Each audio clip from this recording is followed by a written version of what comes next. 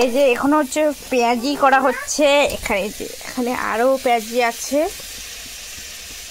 আর এই হচ্ছে মাম্মি জাল।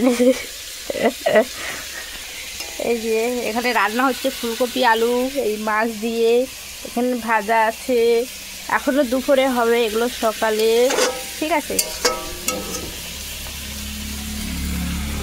চলো একটা খাই আমি। এই যে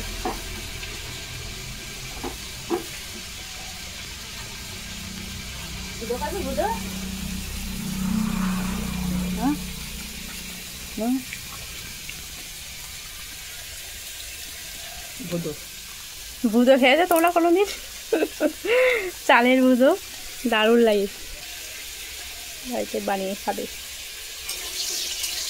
পেঁয়াজিটা খেয়ে নিই, তারপর এটা খাবো।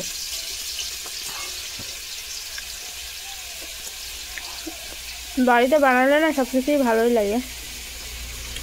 আর পেঁয়াজিটা তো দারুণ হয়, একটু ঝাল ঝাল। ও সুন্দর লাগছে পেঁয়াজিটা। চলো, আমার মানুষ কি করছে দেখো। কি করছো? কোথায় যাচ্ছ? কোথায় যাচ্ছ?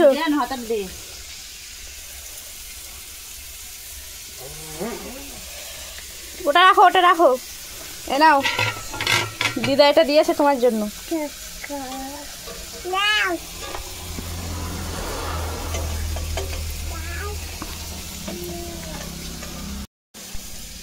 খেয়ে দেখো কেমন টেস্টি। টেস্টি। এই যে এটা হচ্ছে পিঠে। তো বুঝতেই পারছো এখন হচ্ছে পৌষ মাস। তো পৌষ মাস হচ্ছে পৌষ পার্বণ তো চলেই গেছে। তোমরা কে কে পিঠে খেয়েছো অবশ্যই জানিও। আর আমি তো মায়ের বাড়ি এসে পিঠে খেয়েছি। আমার খুব একটা যে ভালো লাগে এরকম না, মানে খেতে হয় তাই খাই।